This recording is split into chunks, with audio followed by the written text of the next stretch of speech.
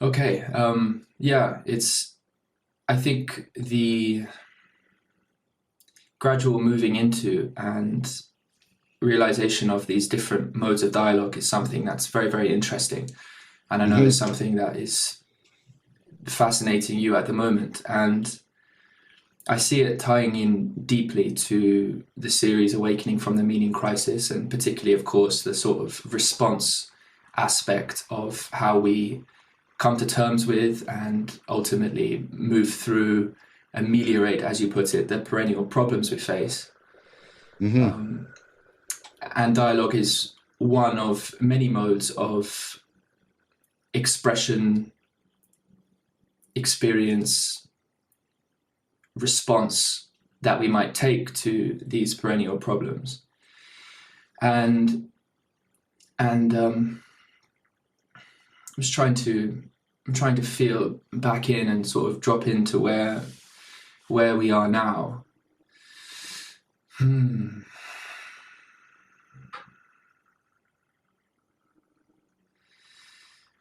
Yeah, I've been engaging with your series a lot the last few days, Oh, and thank you. yeah, I've actually been listening to you on occasion double time. So I'm hoping that this conversation will be a little bit easier for me to follow along. It's funny when you flip back from double time to single, I'm like, oh, it feels so slow for a few seconds, you know. Yeah, yeah, yeah. I get that. But it's the double time was literally just to get through some things. I thought I need to make sure that there aren't key pieces I'm missing out on here before we sort of speak. Mm. And I definitely prefer the single time version of it. And you know, John, it's um it's a challenging thing, and this might bring us to a point of sort of articulating some of the productive nature of dialogue, but also the conditions which sort of have to be present to engage in it. Because what I'm feeling right now, just to speak on my state, is a mixture of extreme gratitude for the opportunity to dialogue with you. Oh, I'm thank also you. feeling the tremendous breadth of the whole series and an interest to speak to that dynamic and context so that we've got as much as we possibly can have on the table between us so that we Hmm. can, in some sense, both together orient towards what might be of sort of mutual interest to explore. And so much of what you explore I find deeply important and crucial for me personally to gain further insight and familiarity with so that I can, in collaboration with others, build the kinds of communities and ultimately experiences that facilitate some of this deep development that is part and parcel of meeting and responding to the meaning crisis. And so there's all of this breadth. And then there's at the same time, when it comes to dialogue, a certain sense of safety and smoothness and being just where we are. And Hmm. so in some meta way, this is me, I suppose, expressing to you a little bit of where I am, which is gradually feeling into a way in here. And so if I draw into a question, hmm,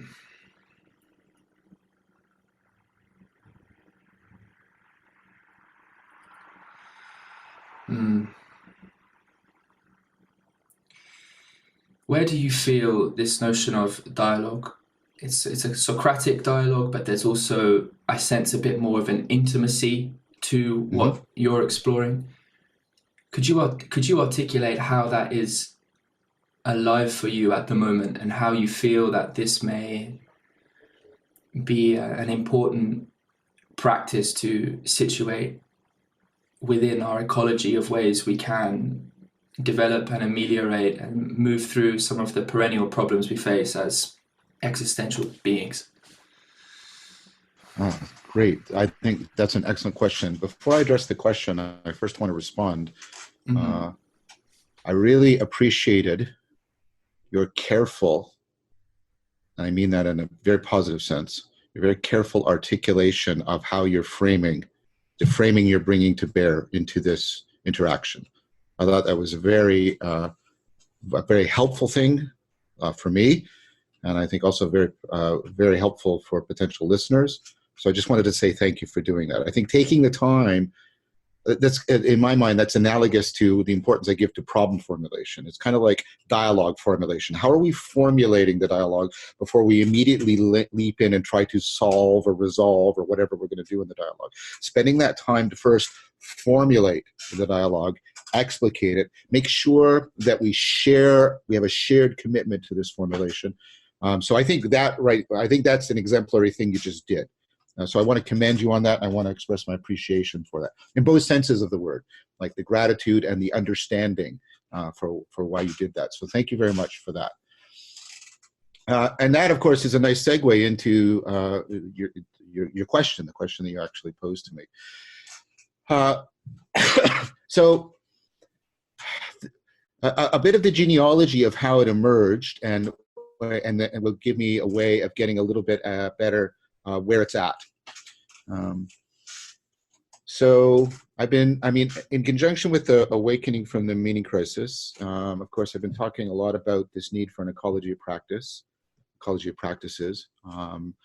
setting up counterbalancing, self-organizing systems of psychotech in order to, as you say, ameliorate the perennial problems and perhaps also enhance and afford increased senses of connection to oneself, to other people, to the world, all of that.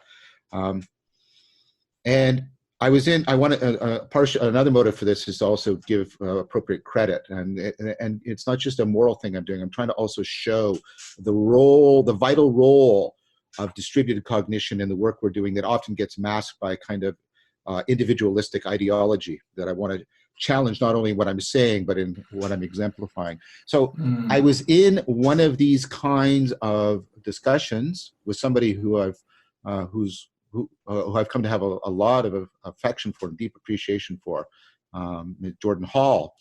Jordan is especially important for the manner in which he converses. I'm not saying he doesn't have great ideas. He does. He has great insights. But people tend to focus a little too rapidly on content and not pay enough attention to the way he's doing all this really important work, again, around the manner and the formulation of the dialogue. So I was in discussion with him, and I was trying to get at his notion of coherence.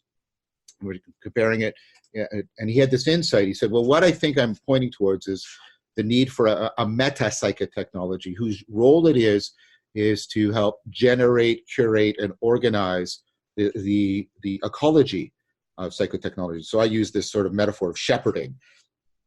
We need something that shepherds it.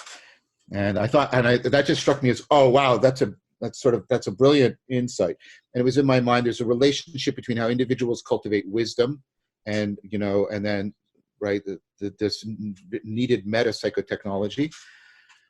So then I got thinking, and then I realized that the ancient world had something deeply analogous to this, which was the practice of dialectic, which came out of Socratic and Lincus, and it ramifies through Plato, and then it goes in all kinds of important directions in the Neoplatonic tradition. Now, the thing about dialectic, and if you read the Neoplatonists, it's very clear that it had this status of being a meta-psychotechnology. It is sort of the meta-practice you do so you know how to best do the other practices and curate and coordinate them together.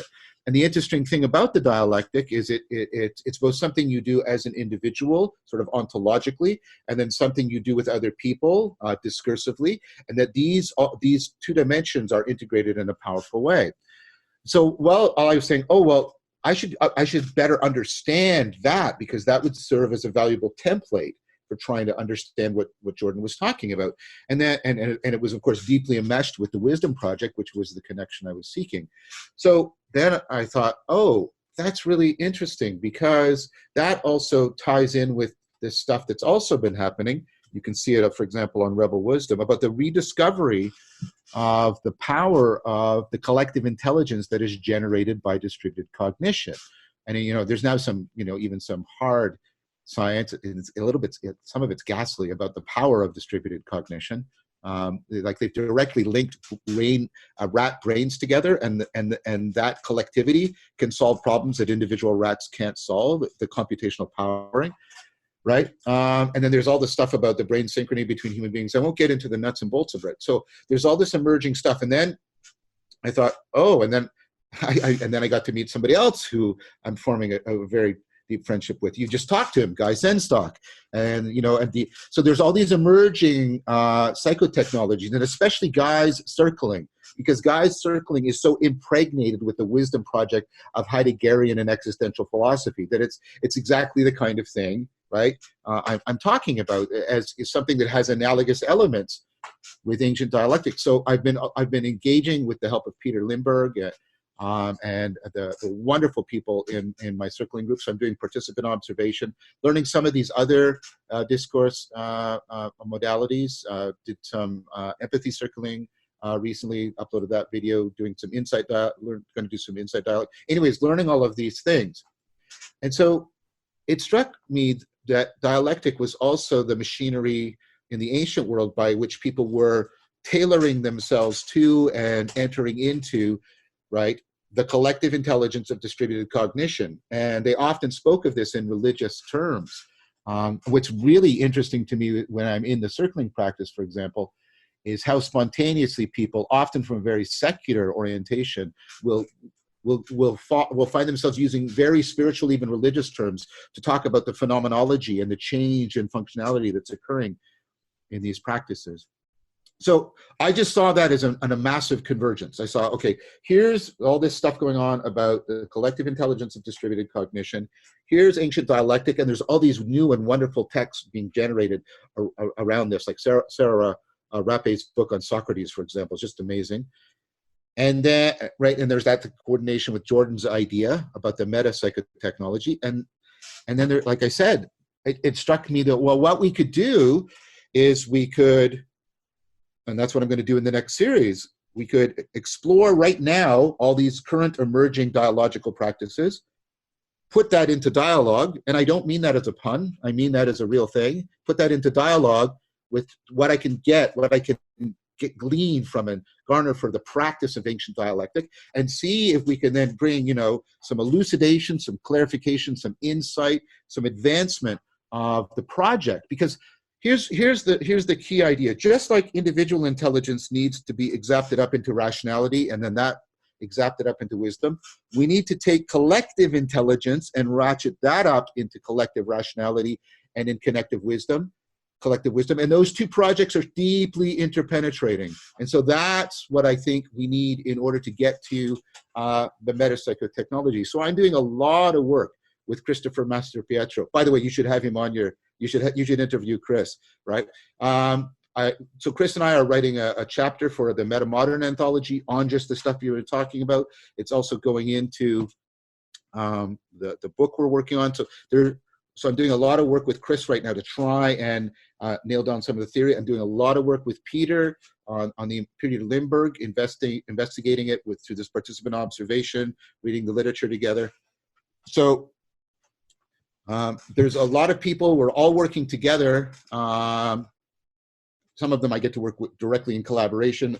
Some of it's more of a network that I'm contributing to try and, I think, get this. I know that Guy, for example, is extremely excited. He texted me the other day. He said he's really excited to do Circling 2.0 because he wants to try and incorporate all of this stuff into circling that I'm talking to you about. So that's why I'm sort of getting very excited right now, because there's a lot of excitement. I think there's a lot of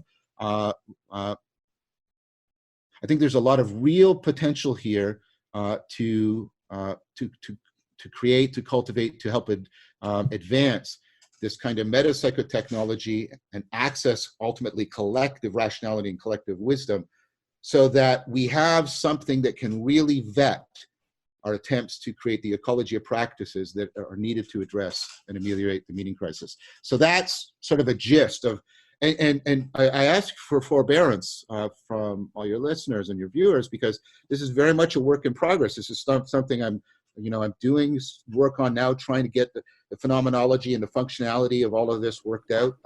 But this is where it's at right now. Oh, yeah, beautiful, John. Thank you so much for that answer. That was excellent. It's very exciting. I feel that same sense of interest and excitement about it. And we'll continue to be gathering with people here, both in person, online, and then around the world in person eventually when I get off and away from here for just a little bit, to be doing exactly that. It's some attempt to move into insight practice in a co-participatory way. This movement towards presencing wisdom about that ultimately, which in some sense we are already bringing to bear and presencing in our own lives to get by in the world, this set of psychotechnologies that are already in play, the ones that are already emerging. So is it a fair formulation to think about a meta-psychotechnology as the continual renewal or establishment and renewal of co-participatory wisdom?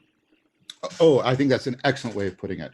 I think it's participatory in both, if you'll allow me the metaphor, is horizontal between people and vertical within a person. Because there's a sense if this machinery isn't already to some degree active in you, you need it to start to get into it. It's like a virtue. You need a bit of honesty to cultivate more of honesty and that sort of thing. You need that germinating spark kind of idea. So I think you ultimately only know this kind of wisdom by participating in it. And then, like you said, it's very much also, and this is what has some of the most powerful phenomenological effects on people.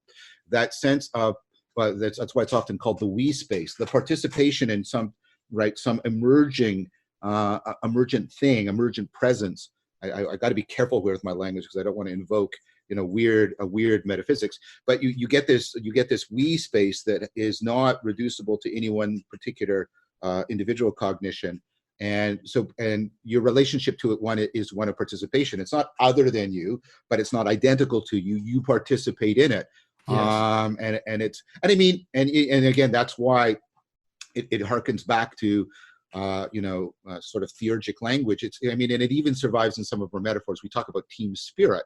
Well, at one point that was really a phenomenological thing. It wasn't just sort of yahoo, right? It was right. So when you're doing something like circling, you get that, but it's not just a metaphor for our shared commitment. There's almost like a synesthetic experience of the dynamical system that has taken shape between all the people involved, and sort of the power it has to alter and shift individual cognition. I think that it's deeply participatory in both within you. You have to you have to be it. You can't just think about it. You have to embody it. And then it's also deeply participatory in that you have this relationship to the we space, all right?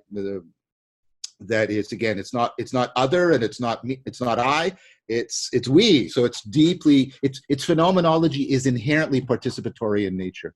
And then, as you said, what that's all directed towards, and what I want to even more direct it towards with the help of people like Jordan and Guy and Chris, is, as you said, towards the individual and collective cultivation of wisdom. So that's why there's the subtitle. So the next series is after Socrates, the pursuit of wisdom through authentic dialogue.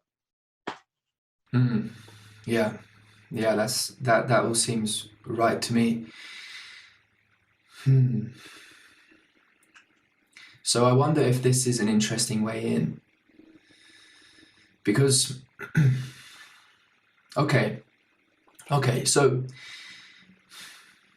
in one sense, it seems like where we are to go in dialogue, which neither of us know right now, is in some sense emergent, and in another sense, it's latent already in each of us individually, our current maps of making sense of things, and also our orientation and way we are willing to be that and show up and embody that, right? To be continuous between that propositional and participatory level, and to the extent we can generate the perspectival knowing so we can both participate in that, to the extent I have the words, right, to procedurally be able to do that as well.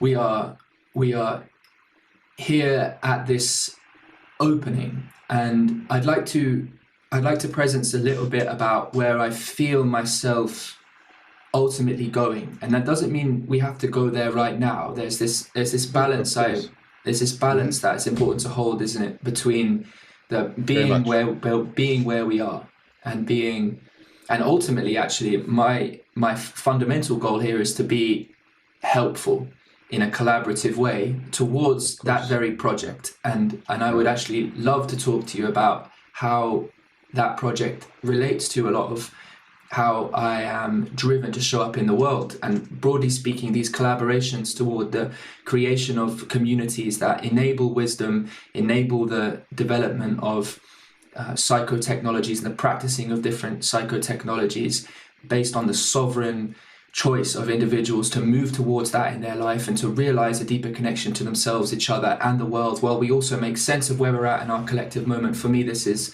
absolutely essential, and serving that is what my primary aim is. Yet that is something it's a life project. And then we have the moment of this conversation, and I have my own Yes. Yes. Yeah. individual places of where I'm at with considering, for example, some of the deeper metaphysical aspects to your theorizing, because your theorizing has been so important to me. You're a key influence of mine, because I mean, for many beautiful ways that it's we don't have time to talk about it precisely today. And so there's Mm. all of these aspects of myself that in some sense are desiring to presence themselves, yet there is a Mm. thread that, if I tend to it, is also one that can be between us, that is mutually Yeah. interesting Yeah. and revelatory for both of us. I think what you're doing right now is already extremely helpful. So one of the interesting dimensions, I call it the theory dimension. Mm-hmm. So one of the things we're doing in this practice is we're constantly moving, right? And it's a matter of the way in which attention and perspectival knowing are shifting, right? But we're constantly moving between theory, in which we advance propositional arguments, right? Uh, but then we do what you just did. We step back into theoria, which is we step back into a contemplative frame in which we're again, okay, where are we? What's the agent arena, set up here? How are we formulating the dialogue? And then what we're doing there is we're trying to come alive to, we're trying to increase our sensitivity and transform our sensibility so we can sense the kairos, so we can sense like the way in which this is shifting and directing. And there's so much finesse here. I talk about it almost like there's the musicality, and you're trying to get the rhythm, you're trying to sense the tone. And so you have to constantly shift into theoria to sense. And also it's not just a sensing thing. There's an aspiration thing. You're also training your sensibility, like music appreciation. So you're doing this sensing and transforming your sensibility to pick up on the musicality of the dialogue, so that when you come back in, it's not just you and the other person. Both of you are sharing this commitment to what's emerging between you. So first of all, I think what you just did about right, and so I think this is a vital, and I'm using that word to try and resonate with as many meanings as possible with it. I think what you just did is a vital thing, that theoria shift. And I was talking to Jordan about this. I would see and about how it's about sensitizing, but also transforming sensibility to pick up on the musicality. I think that's just I think that's actually that's vital to what we're trying to do here right now, and it's important, therefore, for people who are interested in what we're talking about, to pay attention to this exemplification and not just the explicit content of our propositions. So I think Yes. that was a very that for me, that's the kind of thing that I'm interested in right now. I'm trying to get at what's in practice. What's the transformations of the phenomenology that tell us something about how to access and transform the underlying functionality. And so just here, just now, you doing that, and the fact that you did it so spontaneously and so well, is exactly the kind of thing that I'm very interested in, and I think is, as I say, vital to trying to get this. And the idea, and even the metaphor that you had of the thread, is so good, because there's a sense in which you have to really play with salience, to in the midst of all the other things, to find the thread, and then there's a kind of diligence and a respect that you have to set yourself into to follow the thread. So yes, I think all of that is important and here's another word I want to use with as much resonance as possible. It's important to invoke all of this on a regular and reliable basis, rather than simply referring to it. Yes. Yes. Yes. There's a sense in which, let me see if I can use the term theoria here a little bit in practice so that I can further get it. It's not every day that conversations are available to use the word theoria in. Yeah. Okay, so,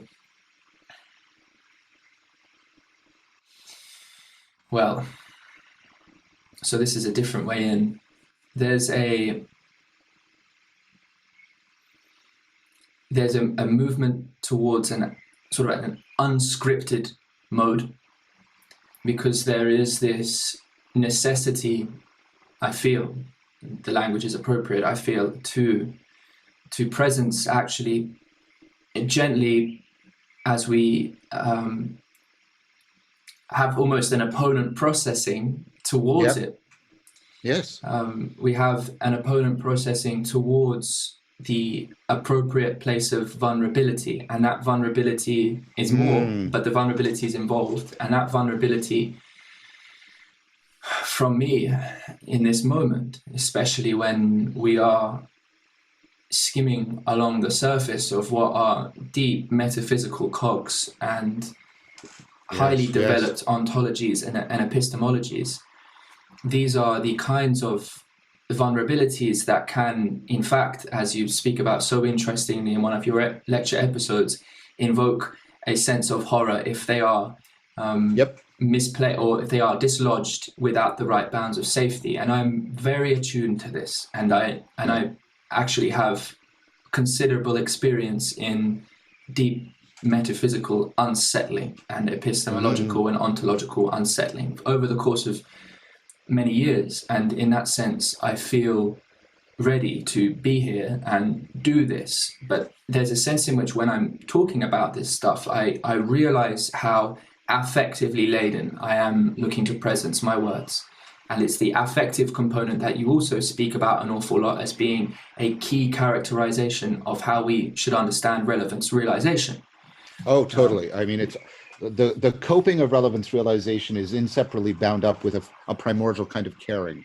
Yes, beautiful caring. It's precisely that. And for me, I was using the language of an affective relation before I became so acquainted with your work to express to myself that there was some important contrast between an intellectual way of going at the world, and that in some sense our frames were always and already filtered to some degree by something like, and I was influenced a lot by your thinking before I came to study you a lot, because I had engaged with it a little bit, and the term relevance realization is itself, it reveals, the more you understand of it, the more you can grok the whole just through appreciating the terms. I think it's very, very appropriate.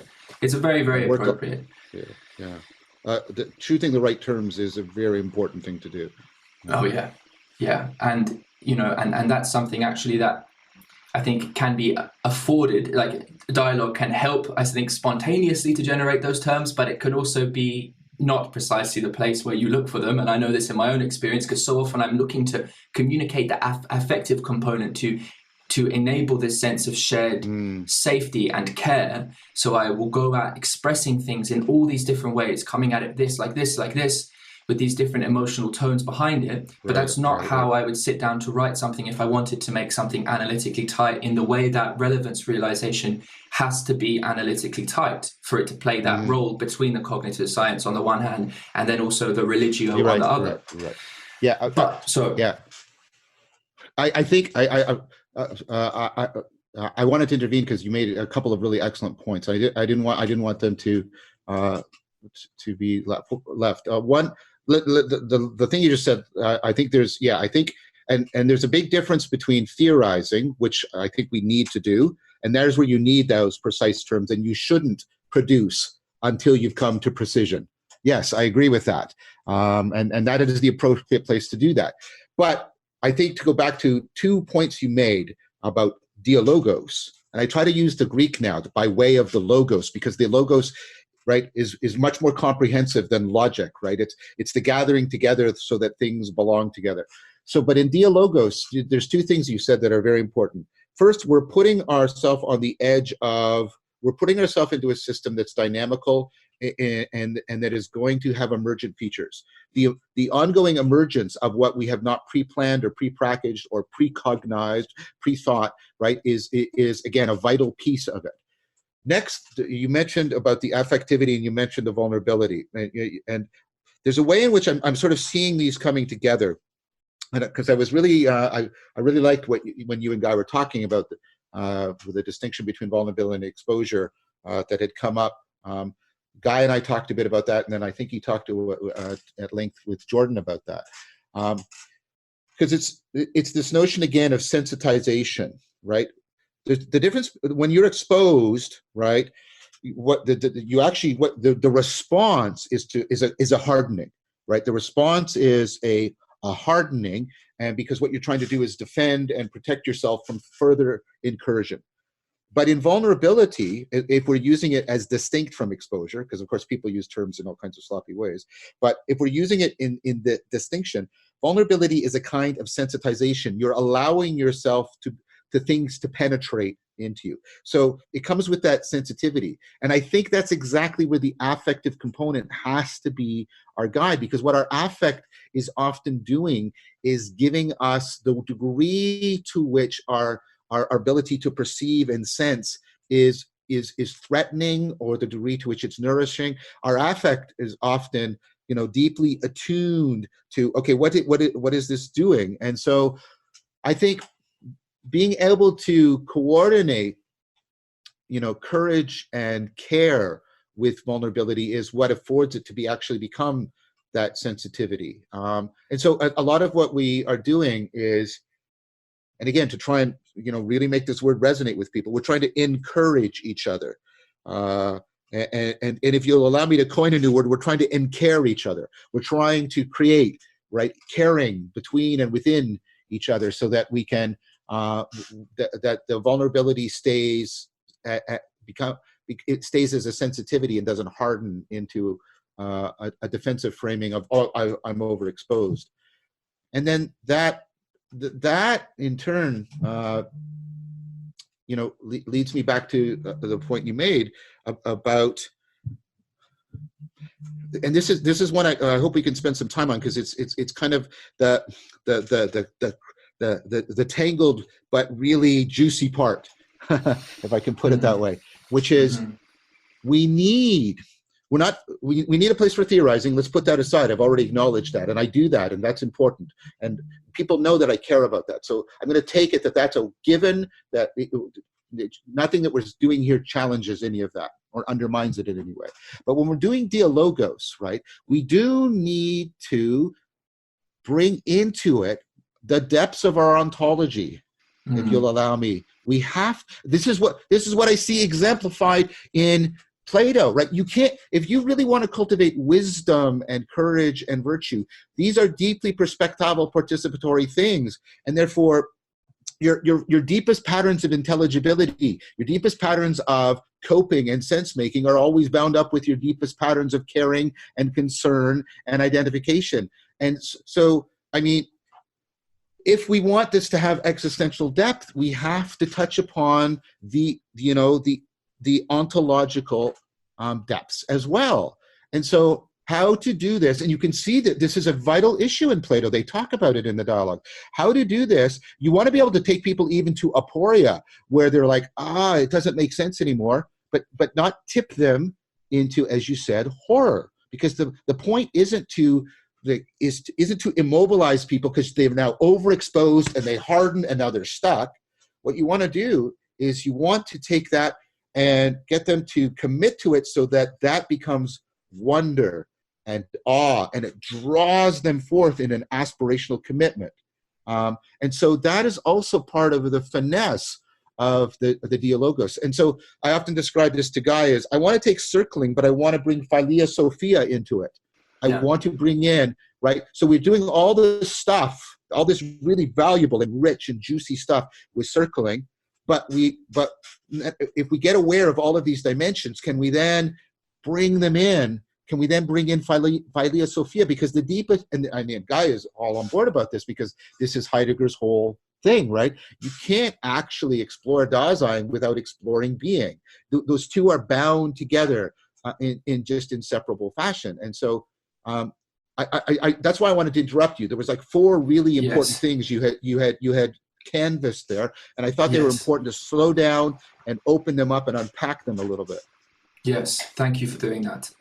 That was beautiful unpacking, and I continue to invite you to slow me down and do just that. And in many respects, the point I was making was one that was inviting you to jump in and slow it down with me, because there's so much, and it needs to be, there's time and care to be taken in presencing that, and also we're recording something for the benefit of listeners and viewers as well. So there's all these pieces, and my sense as well is that the sort of meta reflection, which, not that theoria is precise. I mean, it's a reflection of a kind.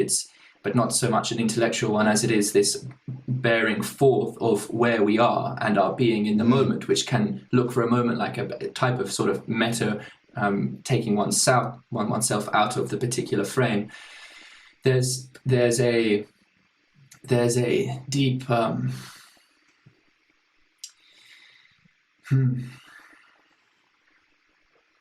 well.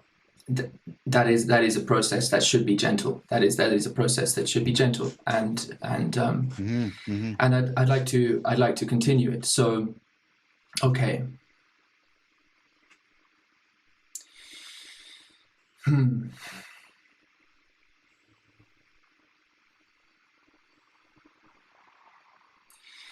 So, where may be interesting to explore is where the jump back into theorizing takes place within the space of theoria, within the space of this presencing our being, this affectively, cooperatively realizing a shared space of care and vulnerability, so that we can presence truly what we are as much as we can reveal of ourselves, in accordance with what we can, in an integrated fashion and respectful fashion, be together in a space as appropriate to the setting. And the setting is an important. It's like, not only are we doing this thing, we're also building the table. This is often what I'm talking to people about. It's like, not only are we presencing sort of ourselves in this dance, at the same time there's a construction of the table at which this kind of conversation can take place. Of course, you've been around those for so much of your life, but with this online element, right, and with this with what seems to me the genuine novelty of this, just because of how existentially demanding I truly feel it is to move at this level, right? There is, I come at this a lot as well from a perspective of therapy and what conditions. I can't hear you, Tim. You can't hear me? Cut out.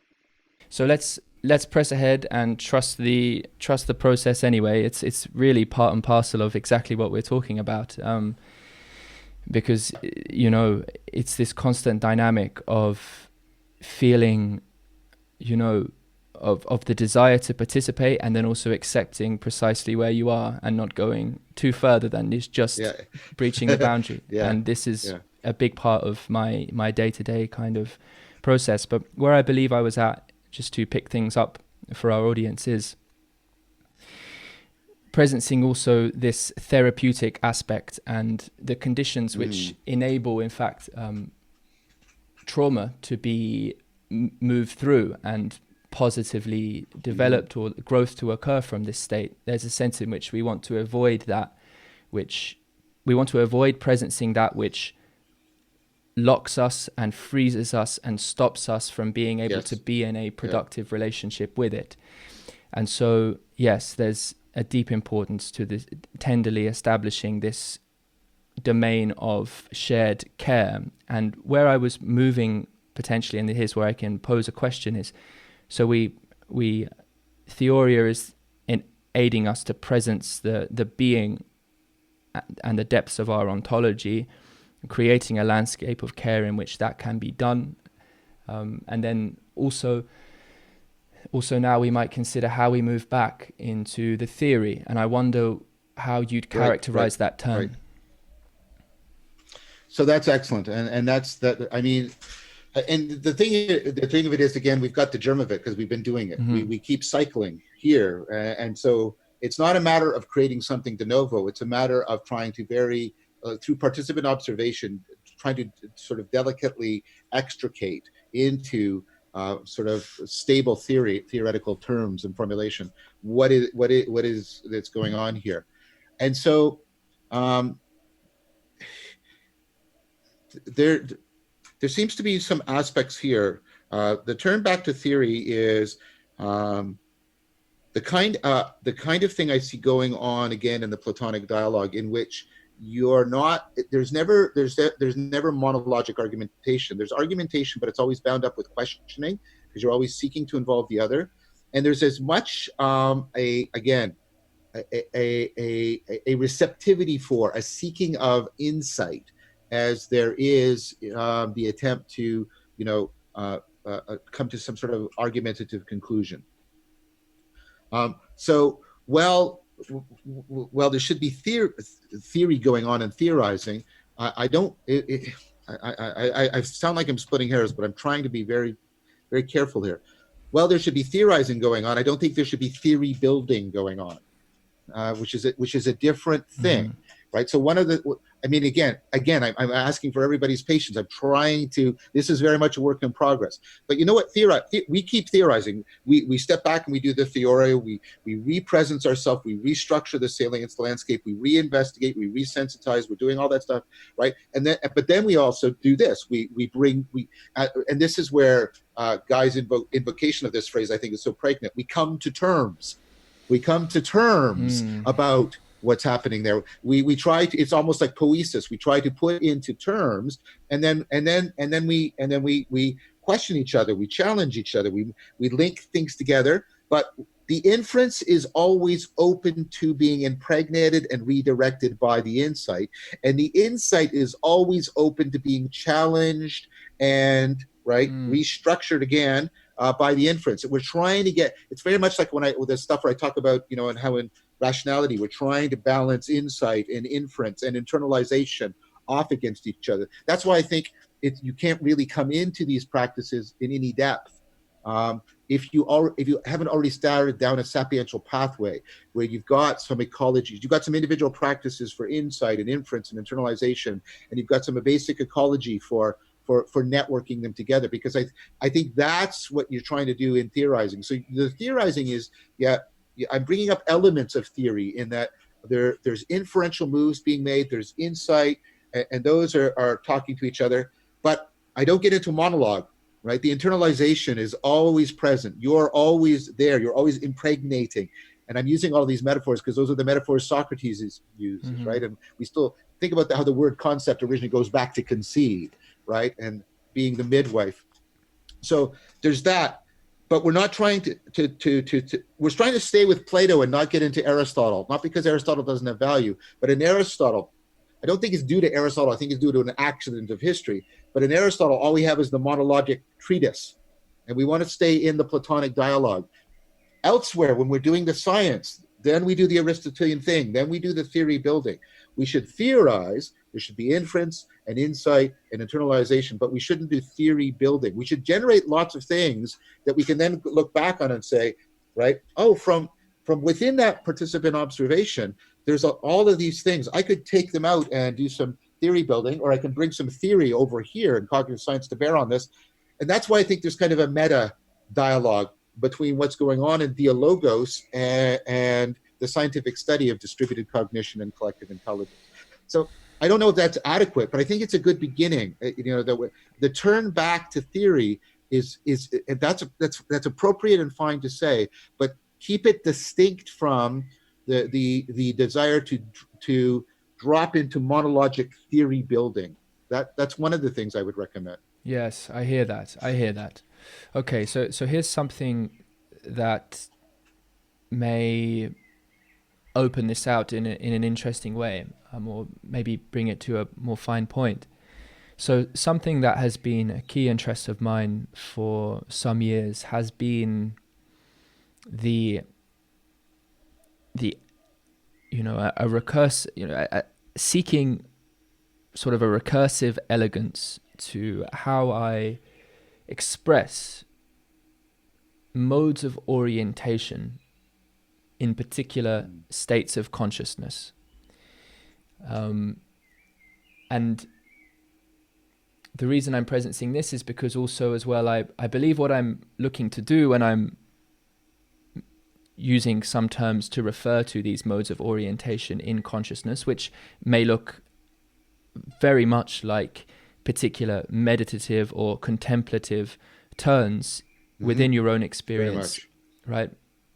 The mindfulness vipassana and the contemplation, the sort of grasping out again, the sort of paying attention to something beyond just the there's like the internal quietening, the paying attention to what's sort of flowing through, and then there's also it's moving again towards, it's slightly more on the side of, well, it's certainly more in touch with the world in a little way, attempting to feel into a deeper connection with it. And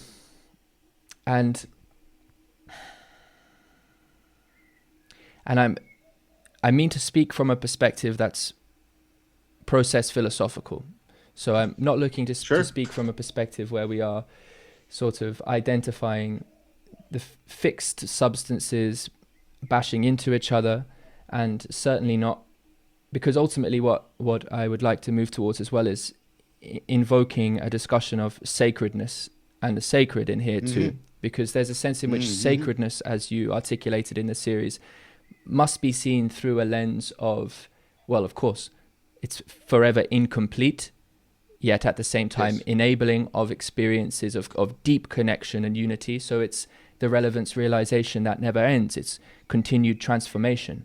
And this is very much accordant with how it sits very well with me. It's in my own theorizing, it's a deep constitutive part of that.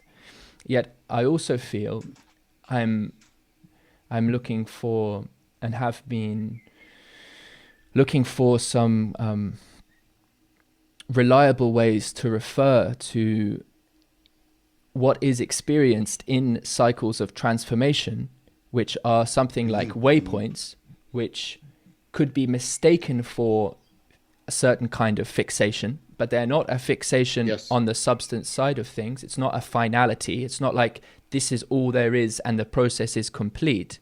When we spoke last time, we spoke a little bit about teleology, and I realized that the way I was using teleology was in a continual self-making sense, which is not semantically how you were using that word.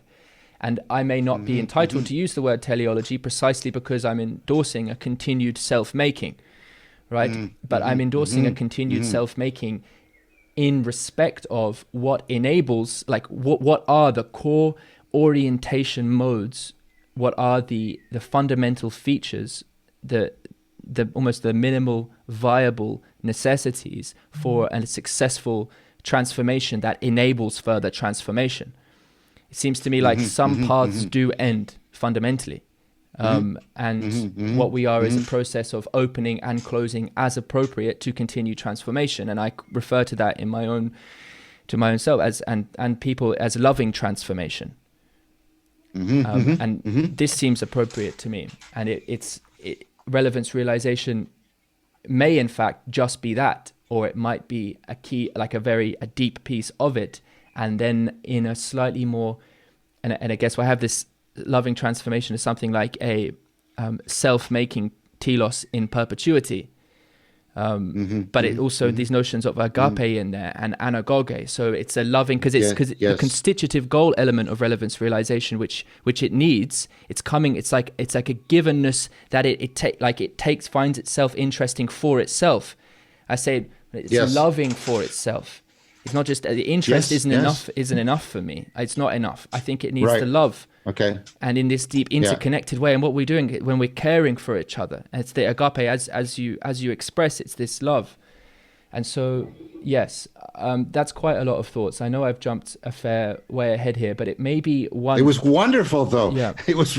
I found that wonderful. Yeah. I found that wonderful. Yeah. There's so much there. Yeah. The way you wove that together, I didn't want to interrupt because it was flowing so smoothly. Let me try and see if I can riff on some of the points that sort of spring to mind as I review the course of that. So let's start with the love, and this brings us back to that notion I had, and you invoked anagoge as well as agape. So I think it's appropriate. This notion of mutually reciprocal opening, mutually accelerating disclosure, right?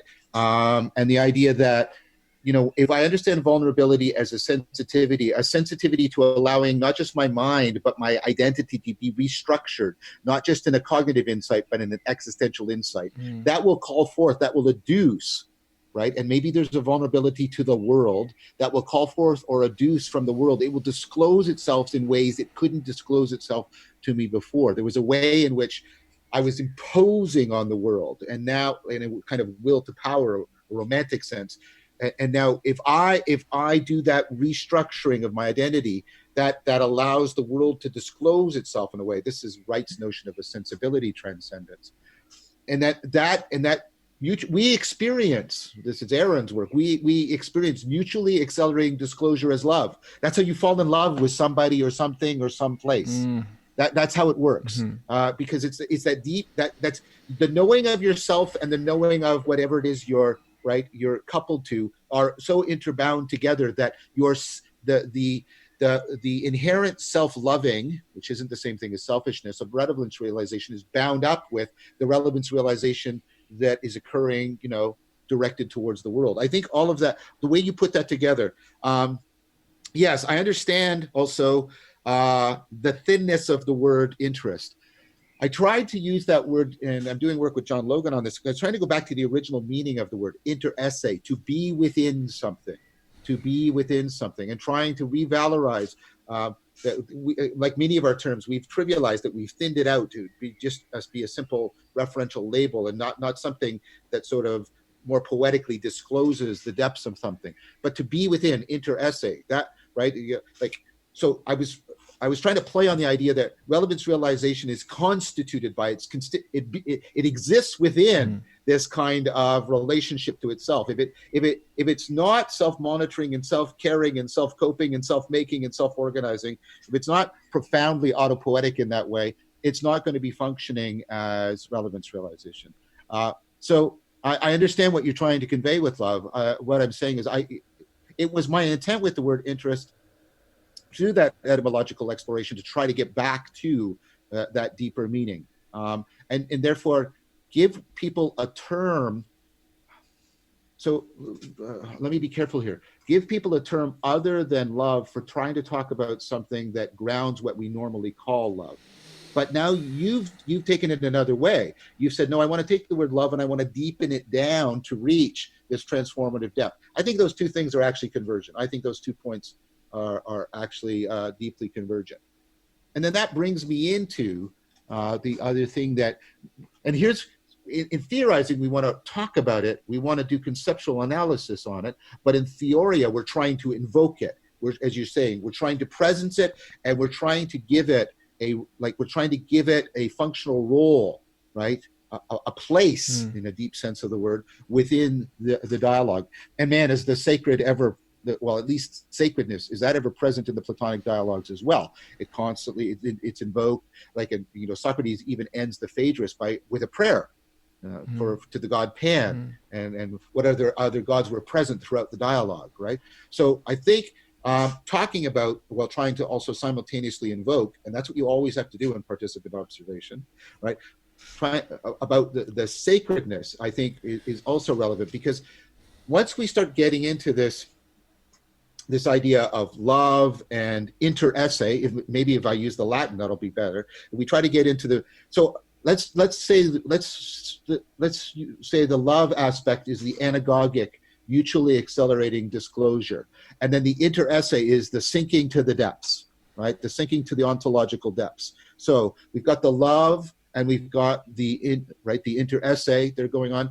I think that is going to take us, because it's taking us into the womb from which, meaning as connection is born. It's taking us into sacredness. It's taking us into the experience that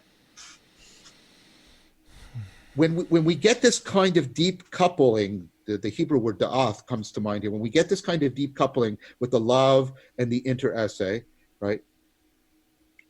We're getting into realizing, again, playing, as you noted, I use that word to mean both a subjective and an objective, and thereby convey the transjective. We're realizing in a completely interdependent fashion the open-endedness of our relevance realization machinery and the inexhaustibleness of the combinatorial explosive nature of reality. And that if we have just the combinatorial explosive nature, that's horror, that's terror. If we have just the open-endedness and it's not disclosing anything, that's a kind of hunger, right? That's a kind of hunger, right? But when the two are coupled together such that they are mutually revealing, mutually disclosing the open-endedness of the relevance realization and the inexhaustibleness, so that I'm experiencing the depths of reality and the depths of my relevance realization as a continually flowing fount of continually emerging intelligibility. That, I think, is I think I could make a very good case that in many mystical traditions and philosophical traditions, that's the understanding of sacredness as an experience. I use the word sacredness to talk about the experience, and then I use the word the sacred or sacred, typically the sacred, to try to refer to whatever proposal we have as to what the metaphysical or ontological basis of that experience is. But I think the experience of sacredness is very much, and that's why it's always filled with awe and reverence and even a tinge of horror, because it's opening us up to that sort of fundamental, the no thingness of at the base of relevance realization, and the no thingness at the base of the way the reality discloses itself to us. And so I think that's a new way of trying to recapture. So I'm trying to be very careful here. I'm trying to bring some new language to something that I think nevertheless has an ancient heritage and legacy. I think a lot of the mystical traditions and the wisdom traditions speak about sacredness this way, because it's a sense of sacredness that is deeply connected to the cultivation of self-transcendence and wisdom. And I offer this as an alternative to another prevalent and long-standing notion of sacredness as perfection, where perfection is understood as coming to rest, coming to completion. And that was what I've always objected to the word telos, because perfection and completion are bound, well, etymologically, to the word telos. And so that sense of a teleology that's the aspect of that I was resisting and challenging, because I think the notion of that what I'm experiencing, and here's, I'm not only criticizing sort of standard classical theism, there's a way in which I'm criticizing Plato here. Because there's definitely places where he gets into talking about this in terms of perfection. And I think there's a mistake here. It's unclear what he means by that, but it's fair that people have come away from that and saying, oh, the sacred is something that is perfect, that generates the experience of perfection. Descartes certainly does this in the Meditations, right? And that's what this is all about. And I think that's just a profound mistake. I think that's just a profound mistake. So I think that one of the things that Dialogos reveals, and here, think about the logos now as the anagoge, as the love, and also the inter-essay, the deepening, right? And it's taking on a life of its own and then birthing us and giving us life from itself, right? I think the sacredness in Dialogos needs to be the sacredness not of perfection, but the sacredness of the inexhaustible. Mm. Yeah, I hear that, John. That's beautiful. I agree.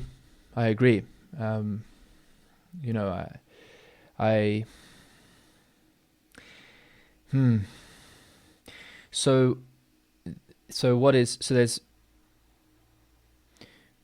so we are not perfecting the sacred, but we are continually optimizing our capacity to make sacred. Yeah. Yeah, so that's where the analogy to evolution, biological evolution, is so helpful to me. And people do fall prey to the temptation to think that evolution is a ladder, that there's a teleology in it. I'm talking about biological evolution. We talk about cultural evolution aside. I understand that that's different. I just want to use the standard model of biological evolution to explain my analogy, right? Right.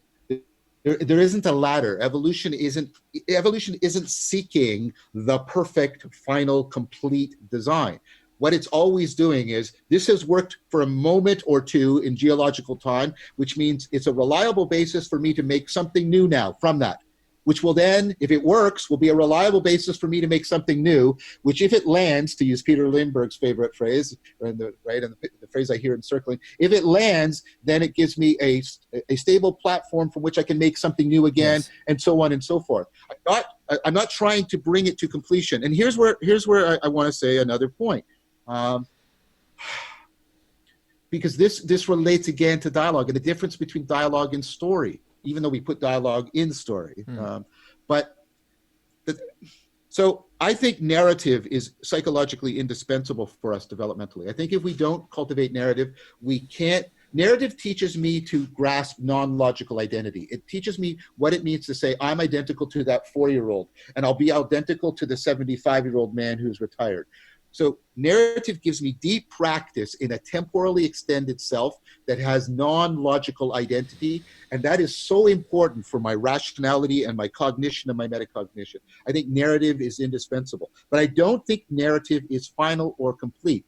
A lot of the traditions, and so there's some psychological work, say that people can move to sort of a post-narrative state in which they operate. I think you can see various strands of Buddhism, Taoism, and Stoicism advocating moving to a trans-narrative state. Now, why do I say that? Because the thing about narrative, right, is, right, if you try to impose a narrative on biological evolution, what people do, then they get it fundamentally wrong, because narrative is teleologically oriented. It moves towards closure.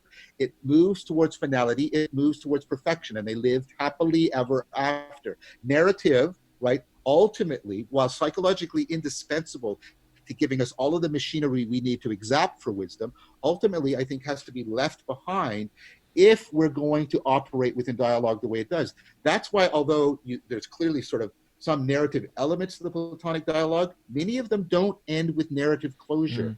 They're not resolved, completed stories. And the relationship between the dialogues is not one of narrative. It's one of sort of an ecology in which they're talking to each other and it's a dialogic relationship. There's a meta dialogue between each of the individual dialogues. And I think that we have to be paying more and more attention to that. And I think there's been a deep connection, for deep historical reasons, between the ontology of perfection and the symbolization of narrative. We've tended to think of narrative, sacredness, and perfection as inextricably bound together. Again, I want to be really careful about this. I'm not denying, right? I'm not denying the importance of narrative. I'm not denying the fact that often what people are trying to express with perfection is they feel as something is perpetually transcendent to them. I'm just saying there are post-narrative, post-perfection ways, I think, of referring to what people are ascending towards in a way that doesn't misrepresent the kind of, as I said it before, the kind of formulation we need, the kind of, as you said, the way we're presencing in order for dialogos to work. Yes. Yes. And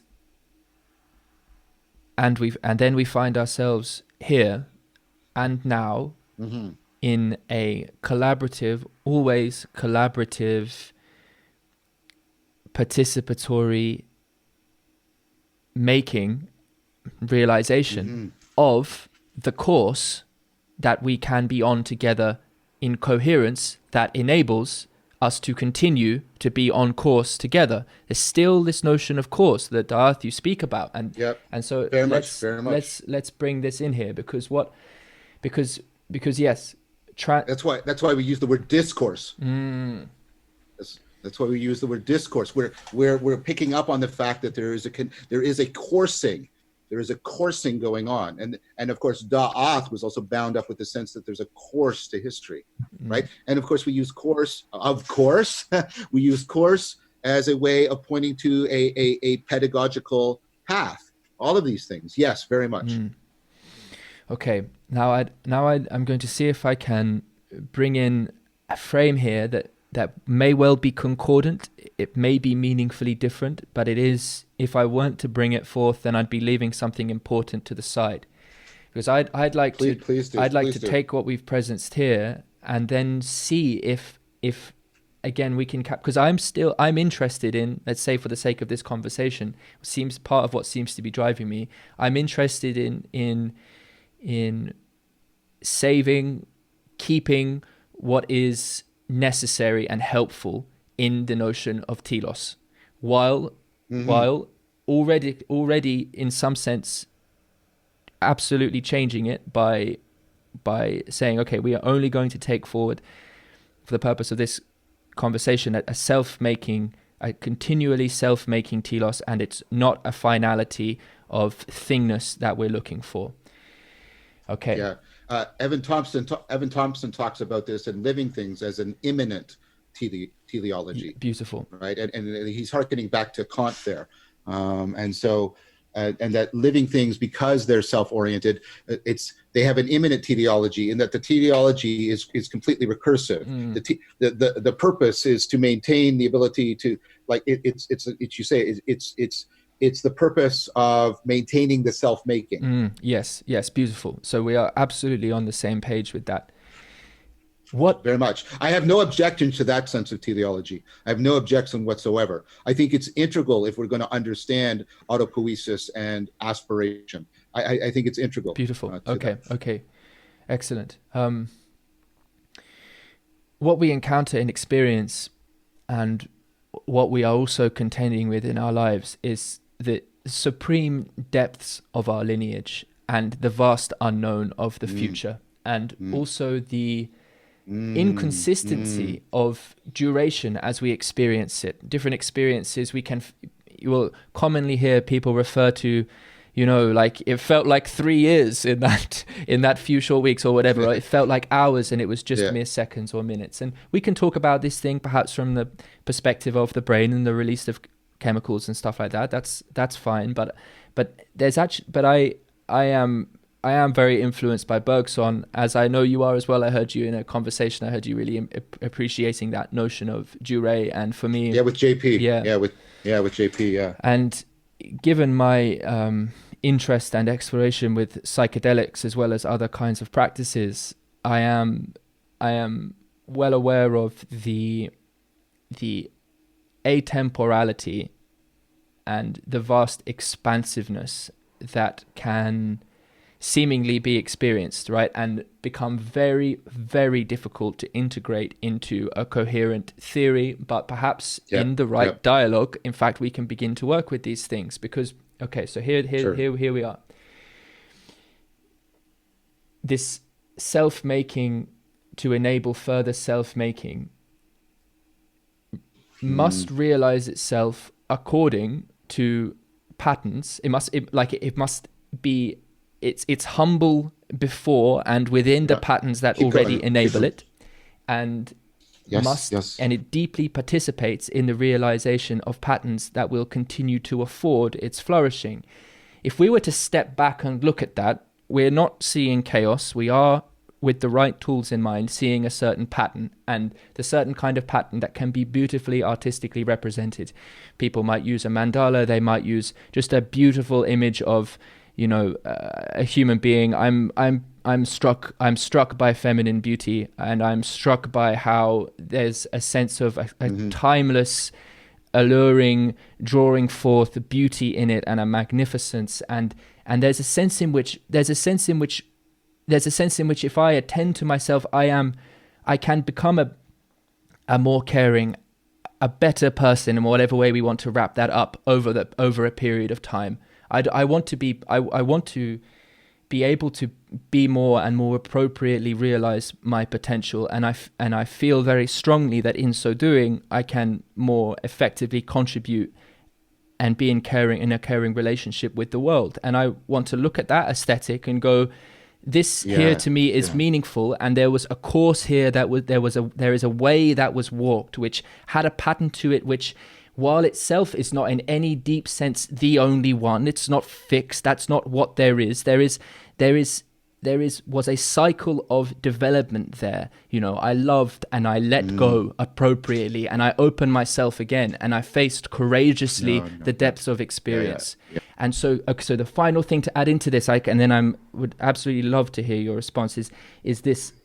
No, take your time. Take your time, please. The modes of orientation which enable that continued pattern making, the humble for the past, the learning as much as possible, and then opening up and creating that future, because we must create our future. We must create it in an important sense by not making many of the mistakes we've made heretofore. I follow the line of thinking associated with Jordan Hall an awful lot with respect to civilization design and what have you, but it's so that's how about I stop there, and then there's another piece to introduce, but let's see if how that sort of sits. So there's lots of points of resonance that are coming up for me. So you were talking about sort of the deep connection between temporality and how ontology can put a call upon us. So, and you see this in higher states of consciousness when people experience the really real. They experience what I call ontonormativity. They feel because meaning is about being connected. They want to be deeply connected. So they want an increasingly more intimate conformity with this really real. And so they will transform their lives and their identity. So it deeply empowers the aspiration to transformation that you were talking about. And that again, I think that's very much a Platonic model. And then you were invoking something that, of course, Plato sees as bound up with that. Wow, this is weird, bringing Plato and Bergson together. It just struck me as a very interesting and odd thing to juxtapose them that way. But Plato, of course, talks a great deal about beauty, and that it has a capacity to inspire us to aspirations. Ascari talks about this in her book, about how beauty prepares us for truth and justice because of the way it transforms our sensibility and transforms our motivation, so that we become more and more capable of seeing the truth, and we become more and more capable of acting justly.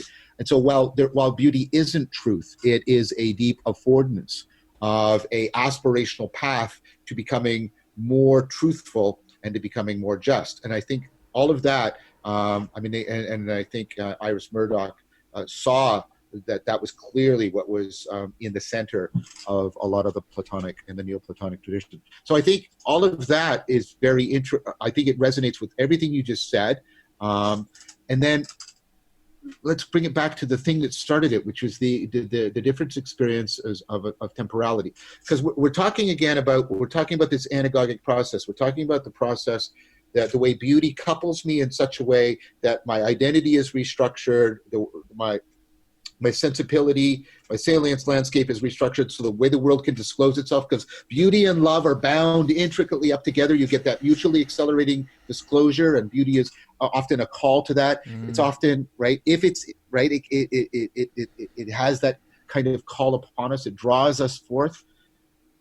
But then there is this, and of course this is a Heideggerian notion too, I suppose, but there's the sense in which we're moving, and this is something that I talked about with JP or more so. I've had a bunch of really excellent conversations with him. I'm going to have one very shortly with him and with Mary Cohen. So I'm looking forward to that a lot. But there's a sense in which think about Whitehead, because in Whitehead, of course, is deeply Platonic. He clearly indicates that. But he's also very deeply consonant with a lot of Bergson. So maybe he's somebody we could use to talk about this bridge between them.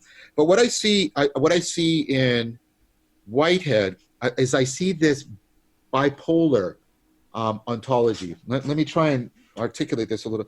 You definitely, he says that, the many are gathered into the one that becomes something new. So everything is interpenetrating everything else, and then it causes new emergence. So you've got this if you'll allow me these metaphors, you have this bottom-up emergence. But he talks about the fact, and you put your finger on this, the way things emerge. They emerge in a way that, again, we get the sense that possibility, and you know that I take possibility to be a real category and not just a conjectural category, that possibility, and this is Whitehead's notion, that the Platonic forms were in some sense a way in which possibility is structured.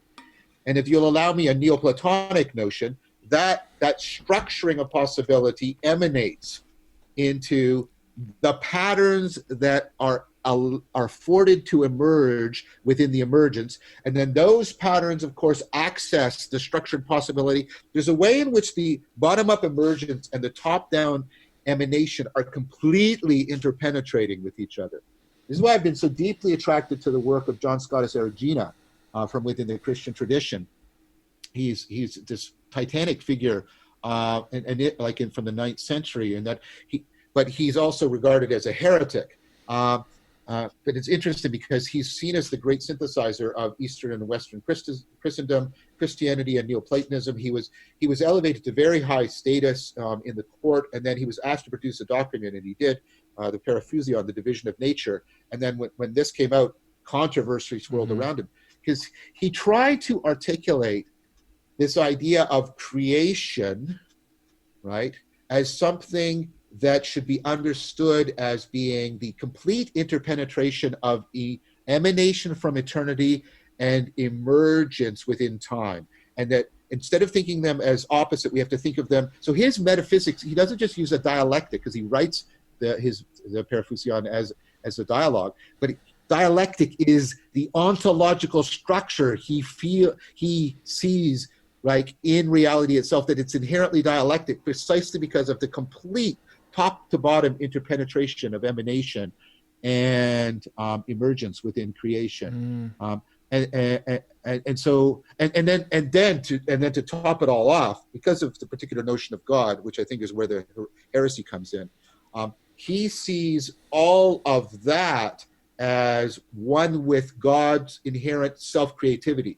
That when God is creating, that is always just an act of self-creation. So it's that this dialectic of the dialectic of creation is inseparable from God's ongoing self-creativity.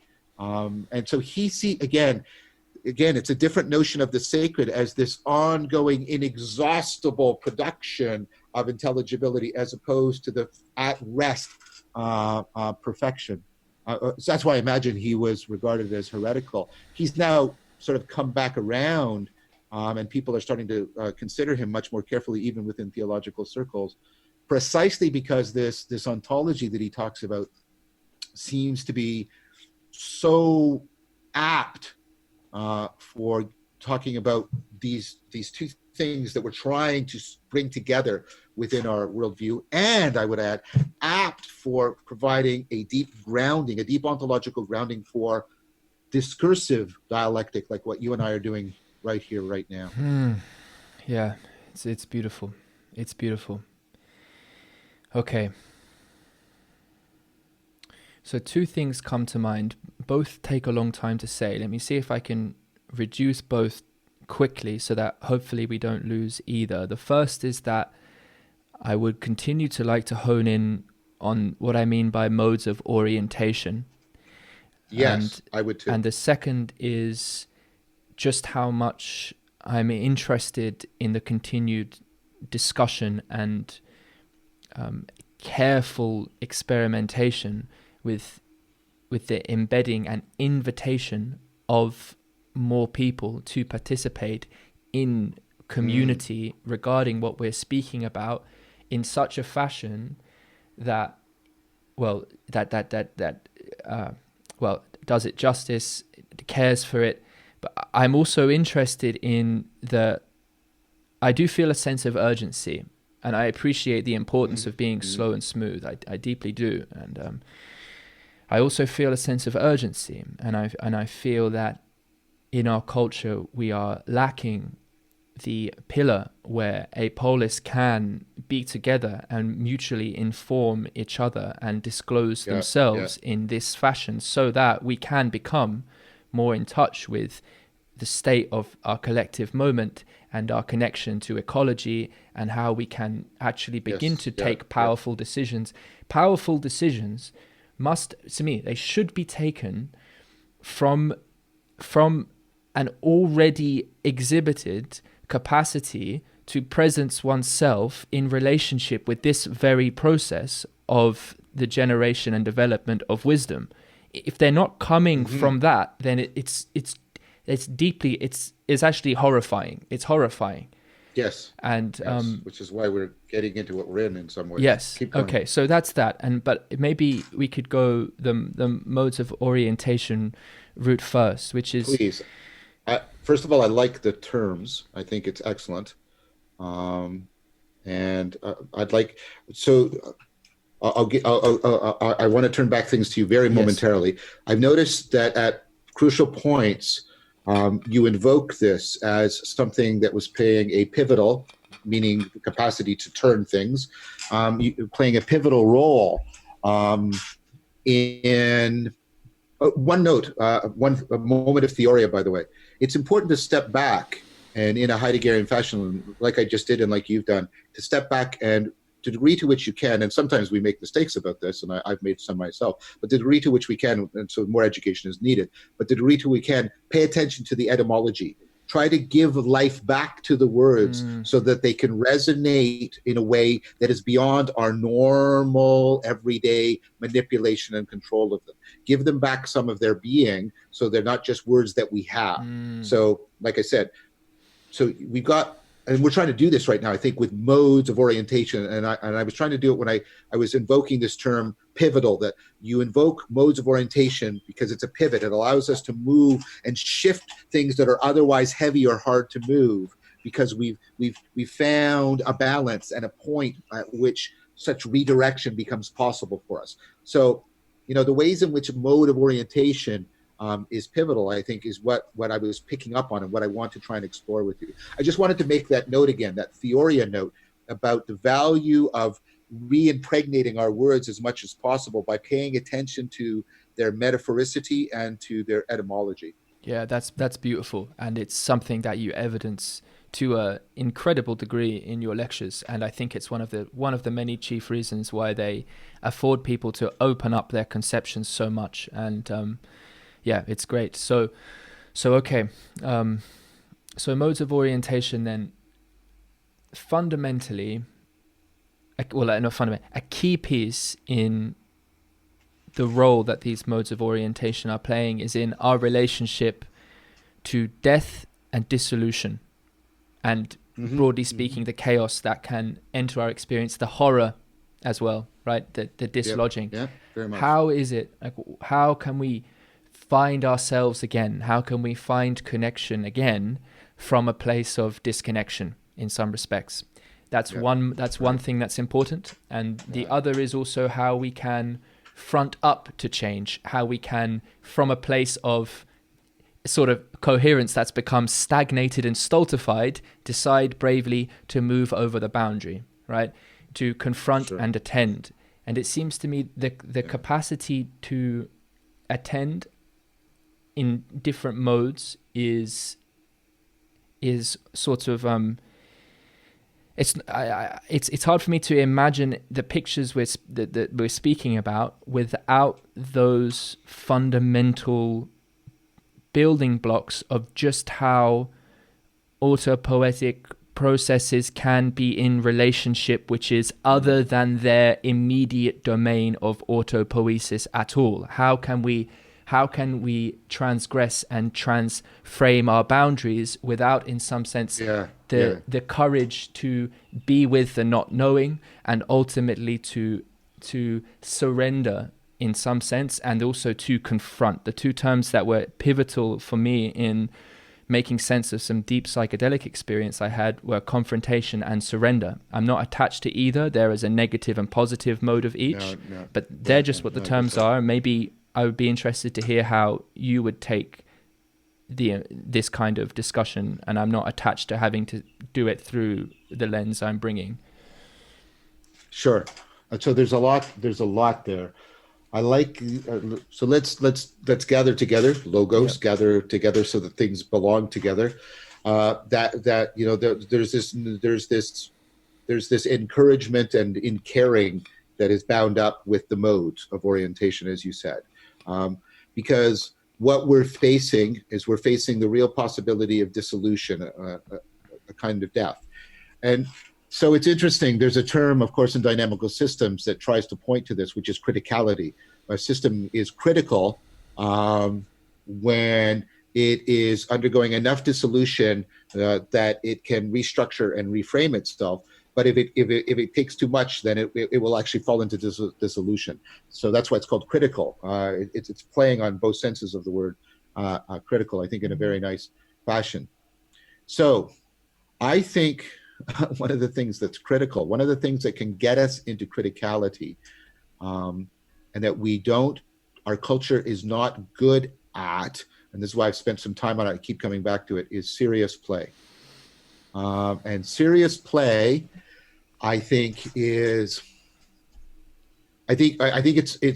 something that has been exapted. You see it in mammals, not just in us, right? Serious play is, I think, indispensable for qualitative development, the kind of development you're talking about here, the development there's development that is quantitative, where you just acquire more and more knowledge and more information. And then there's qualitative development, which I think you can best understand as development that must pass through criticality to get to the developmental stage. You can't just keep sort of more of the same and acquire more. You actually you need new functionality. And so you have to put the current functionality at risk. It has to go into a period of criticality. And what we see is, and I think this just is convergent with the brilliant work of L.A. Paul and the brilliant work of Agnes Callard about we can't sort of, and Fodor's work about you can't infer a stronger logic from a weaker logic. You can't infer yourself through these transformations. You have to aspire through them. And I've tried to argue that this is that the notion of serious play was part of what was at work in the Gnostics, or at least within Gnosis, because Gnosis is, again, the Greek word for that deep kind of participatory knowing. And of course, the Gnostics, they sought to place themselves into exactly the kind of existential risk that you're talking about here. DeConnick talks about that, how transgressive they are. So the point about the serious play is it's how I think human beings. It's how we put ourselves into a what's called meta-stability, a state of criticality, so that qualitative development is actually possible for us, while also setting up a whole bunch of constraints and systems so that we can back out or reverse out if needed. We don't over and completely commit, so that we create a situation within serious play in which we can taste and touch the criticality, but error is not completely disastrous for us. There's more error tolerance. So the child is playing with the plastic sword, right? And perhaps, and I'm not saying we should have it in militaristic culture. I'm just using it for ease of explanation. And the point about I do Tai Chi with a wooden sword. There we go. I do Tai Chi with a wooden sword. It's serious play because, I'm putting myself into, clumsiness, following. I can hurt myself for sure, but because it's a wooden sword and it's done within a particular context, as opposed to combat with a military sword, error isn't quite as disastrous. There's much more error tolerance, so that I can, and I want to use this word very, very deliberately, I can play with the possibilities to try and get that sense of, okay, how do I course my way through this? How do I course my way through this? And I think why it's a problem for us in our cultures, we don't think about or talk about or do a lot to valorize or validate serious play. Play is either trivialized into fun for us, or we think if it's important and serious, it must be work. And then there's a step and an algorithm and a recipe for getting there, which of course is not how development works. And the place where cultures generally do serious play for adults, and also perhaps for children, but primarily for adults, is ritual. That's what ritual is. It's the place where we do serious play. I mean, if you go into church and you open yourself up, modes of orientation, to the serious play that's going on there, if that's viable for you. I'm not saying I don't think it would be viable for me, but if it's viable for you, right, and you get involved with the serious play of the Eucharist, or let's say it's Easter, the portrayal of the crucifixion and like you're playing with your identity, and you're playing with some of your deepest affective machinery, and you're really allowing you, like you're involved with a kind of profound serious play, that nevertheless there's a community around you, there's a tradition around you, you've been taken into a space outside of the ongoing profane space of the world, so you're safe from the world for a while. So there's a lot more error tolerance, there's a lot more support, and there's a ritual that other people have tried, so you're not just starting it in an autodidactic fashion from scratch. And so I think there are deep connections between the meaning crisis and our inability to take up the appropriate modes of orientation, precisely because our culture is really, really poor at dealing with serious play.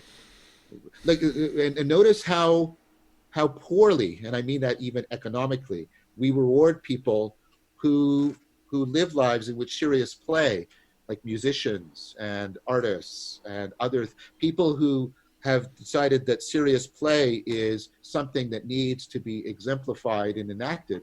We tend to say, but that's not as important as work. You know, this Protestant work ethic, work hard, make, all that stuff. Not that we shouldn't work, I'm not saying that.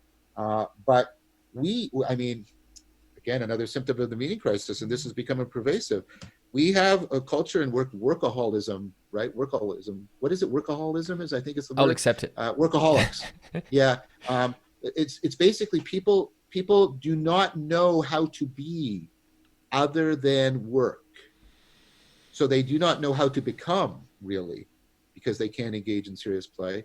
And Hahn talks about this in The Agony of Ecstasy. They get into a mode of self-exploitation, where they're constantly driven to achieve, and they can't engage in actual development in serious play. So when they're not working, all they can do is to drop into a kind of torpor, almost a lethargy of luxury. So the idea that that something really important goes on, all you're doing is basically recovering so that you can go back to work. And so I think that's also a very important social problem that is feeding back into the meaning crisis, because of the way it is foreclosing for us access to the modes of orientation that are most appropriate for deep development.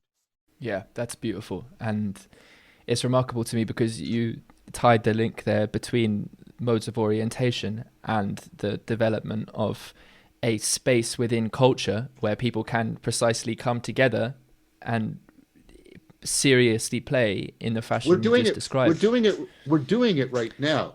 And this is what I mean about, and this is why I often, I typically don't respond to comments in the videos, because first of all, there's too many and I can't. And secondly, people are often just extemporaneous, expressing, and that's fine. That's fine, do that. And they often want to talk to other people, all of that. And there's all those reasons. Sometimes if somebody catches me on a factual error, then I'll admit it and I'll respond that way. Or if there's somebody else that I'm on, like you, if you commented, I'd respond, because we have an ongoing dialogue. And I know that I have access to you in a deep dialogue, not the superficial format of commenting on YouTube, which I think can be very irresponsible in so many ways. So, but, right, I've replied a couple times when people have commented in my dialogues with Jordan Hall, and they say, like, this isn't going anywhere, and I'm trying to, it's like, no, stop thinking of this as work, right? What Jordan is doing is he is exemplifying a very profound kind of serious play. He's showing us how, through participatory knowing, what serious play and dialogue is like, because he is trying to afford development much more than he's trying to come to a conclusive proposition. And that's what needs to be paid very careful attention to. Yeah, beautiful. I absolutely agree. And that's certainly a deep reason why I respect Jordan so much for what he's doing. And I feel a deep resonance actually on that point. Generally speaking, moving around in the world, I'm engaging with people much the same as this. I think usually with a bit more lightness. Not that I haven't felt light in this, but there's also the sense in which that this is recorded and I'm sort of sitting still. I actually like to move around quite a lot, me too. Me too. But fundamentally, the way in to meaningful relationships with people is almost always, maybe it is always, I just want to have a bit of humility in speaking extemporaneously like this, is to meet someone precisely where they're at, with presencing the part of themselves in relationship to you that is ready and able and willing to transform itself in a developmental fashion, even in a small way. Like I want to show up as who I am with what I have. And the way into all of these things is so, I mean, it's myriad, it's infinite, because it's precisely where that particular unique instantiation of a person is in their life. Yet fundamentally, we're all going through the same cycles. It's still the theoria dance. It's still checking in and being there and making sense of where we can together, cultivating a shared space of care and sense, relying on much of what our culture has given us, yet at the same time drawing in some co-creating some potential together that is joyous in its opening up of the world in that way for us then and there. John, I'm conscious now that we're coming to, I don't know how long we have left. So I can go a little bit after 6 to make up for my time, a little bit past this scheduled 2 hours to make up for that gap that we've encountered, so that you can have a more complete thing. But let's say about another sort of 25 minutes. How's that? Okay, beautiful. Okay, excellent. Okay, then, so let's see. It's an incredible, I feel so grateful to have this kind of opportunity, and I have worked fairly hard to have this kind of opportunity, but there's a thing in dialogue that I feel I'm bringing people together to do this kind of thing and contend with deep issues, and I would love, there's so many beautiful areas of dialogue and places we could go, but it almost feels like I've got a special power right now, because I can drop into myself and draw up a question and I can throw it over to you and you sort of agreed to answer. It's so hilarious. It's like the world can open up to me just from doing that, and it's quite remarkable. So I'm going to, if you don't mind, take that opportunity to do just that and see in what way we can unleash what you can have to offer.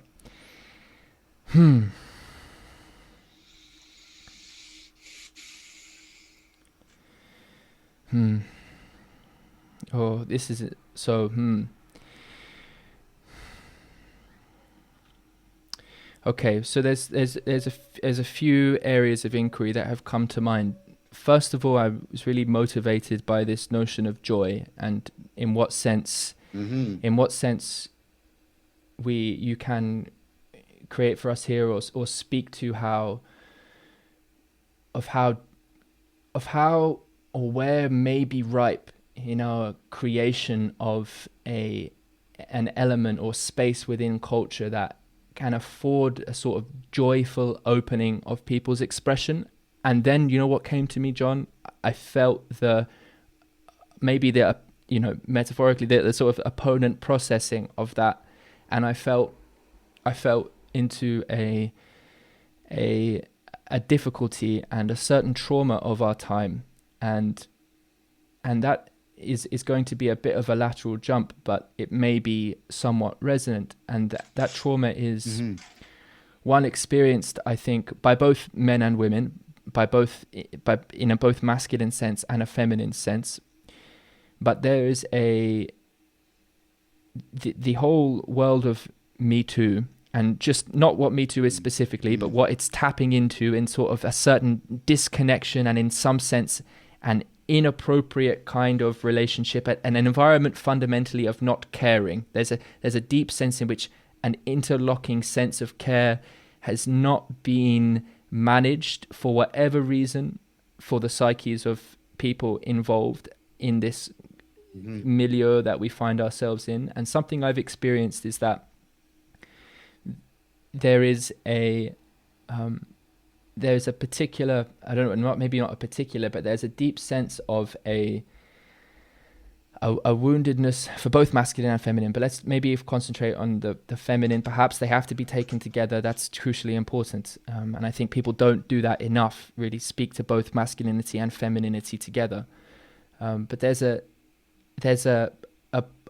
block. There's somehow an environment of safety that must be cultivated to presence a certain kind of, I would like to say, and it has to be metaphorical, is a distinctly feminine kind of energy, a feminine kind of vulnerability in certain spaces. For that to be presenced, but not to be looked, for that not to be an exposure, for that presencing not to be seen then as prey. Do you know what I mean? It's like there has an enabling of that vulnerability, because without that and the appropriate relationship therein, men and women seriously playing together, joy is going to be hampered. Joy is going to be concerned with whether or not its vulnerable expression is in some sense unsafe.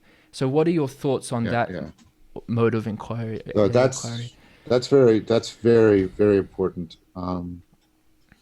One of the things I try to do is, in order to discharge some of the reactivity around the words, I often shift to yin and yang rather than feminine and masculine, because those tend to have a more ontological association as opposed to the now highly politicized understanding of masculine and feminine.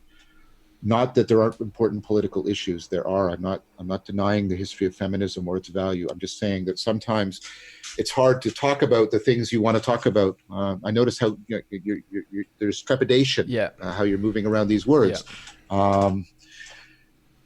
So the yin and yang aspects to me come in so wonderfully when I move from an adversarial framing to an opponent processing. And then I see this very much at work in circling, in which there's men and women in the circling, right? And there's all kinds of overly simplistic things. Oh, everybody's the same. That's ridiculous. Being a man, being a woman, that makes a difference. To pretend it doesn't is pretense. But also to come up with simple, categorizations of what that means is also, that's why, again, I try to use this yin and yang, because these are much more comprehensive and deep and, multivocal terms, right? And they're in the Tao, in the symbol of the Tao, they are represented in dynamic relationship and interpenetrating each other with no sexual intent meant there. And so I see that the people that come into circling, and I'm deeply grateful to meet these people, and I can even see it within a person, like when Guy is doing his thing, or when Jordan is doing his thing, and I mean that thing with respect, right? I don't mean it as dismissive. I see there's a deep reverence for the expansion of the yang and the contraction of the yin, the attempt to project of the yang, the attempt to sensitize of the yin, and that they're flowing, and you get this sense of they're both sort of parametric constraints on the self-organizing process that goes on, and people aren't trying to pin them down or position themselves as representing one of those constraints. Rather, what they want to do is they want to participate as fully as possible in the rhythm of the process that's taking place within the space that is constituted by the constraints. So they're trying to hold the constraints within opponent processing rather than position themselves adversarials as representative of the poles and put them into some kind of competition with each other.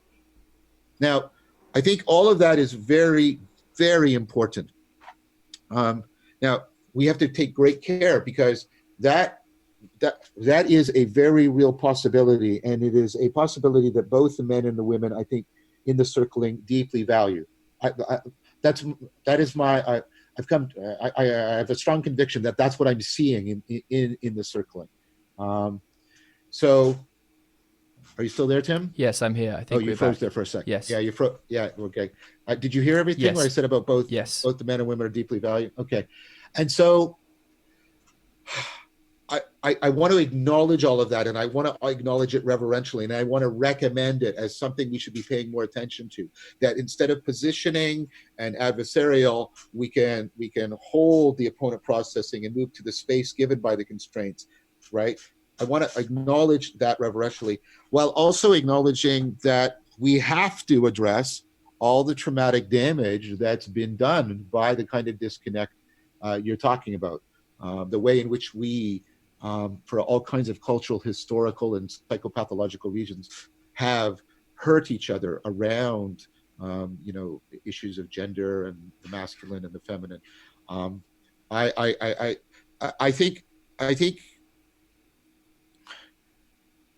think what I want to say there is my one criticism about how many people talk about, for lack of a better adjective, and it's not quite the right adjective, but it's one that I'm going to use right now, how people talk about the political aspect of this. The one criticism I have is it seems to me that the expression of anger and resentment on both sides, or multiple sides, I guess, is being prioritized over trying to create a shared goal of bringing about healing from the trauma. And here's how the 2 points connect together. I think if we recover the yin-yang dynamism, that can tell us that healing is really possible, and that therefore we should be balancing the needed criticism with the ultimate prioritizing of the goal of healing. And that is not to trivialize or equate everybody's suffering or to do anything simplistic like that, right? I hope I'm not being stupid here in that fashion. But I do think that we are running out of time, and we've got to figure out how to more deeply live together and love together and work and play together and develop together if we're going to save things. And so we've got to give more priority to the healing. We just have to. I don't see a real alternative for all of us together. Yes.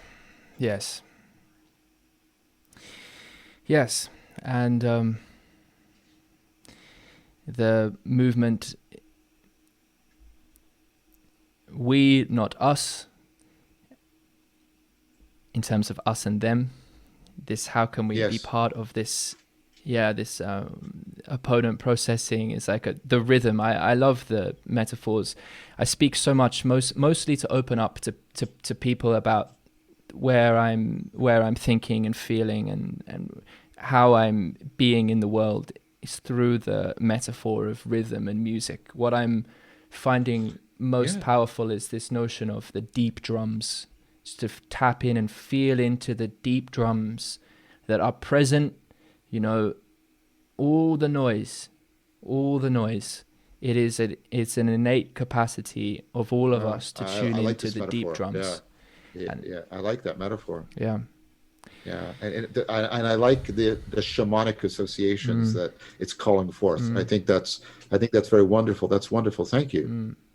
I like that metaphor a lot. The deep drums. Yeah. So I think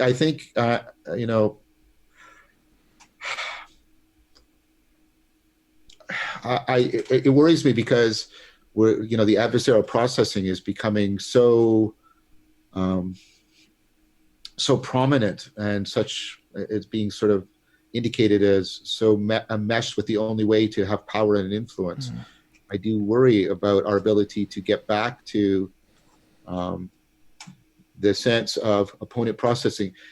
See, to me, one of the crucial differences is in opponent processing, and this is again the difference between dialogue and monologue. It's the difference between philia sophia and philia nikeia, the love of wisdom versus the love of victory, right? Is that what we should share above both of us always is a commitment to the process, as opposed to the victory of whatever position we're advocating. And see, democracies were supposed to, and they did for a long time, work on people being committed to the process. And the idea that the conflict within, right, between the parties was ultimately the best way to embody self-correction, that what we were actually invested in was, because I think the ultimate value of democracy is its capacity for self-correction. That's what sets it above the other systems. And I think once it loses self-correction, it becomes what Winston Churchill, I mean, it's the worst to next, Winston Churchill said it's the worst system next to all the rest. But I think if you remove the commitment to self-correction, then it just simply becomes the worst system, right?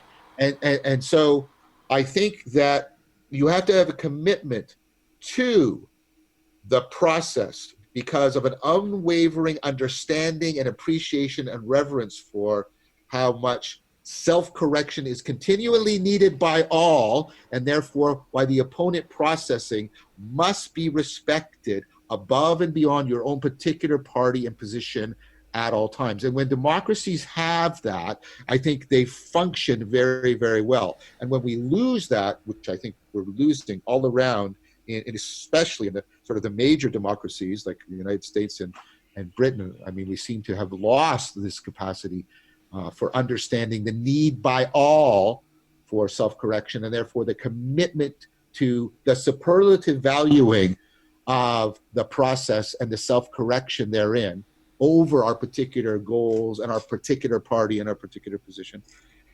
If we, the degree to which the democracies have lost that commitment is the degree to which we've entered into very serious trouble. Oh. And I think, you know, the fact that it's becoming like difficult to take a stand above one's party for one's country, how difficult that's becoming in the United States. I grew up with the Americans being the epitome of patriotism, that Americanism was almost like a secular religion. And now Americanism is dead.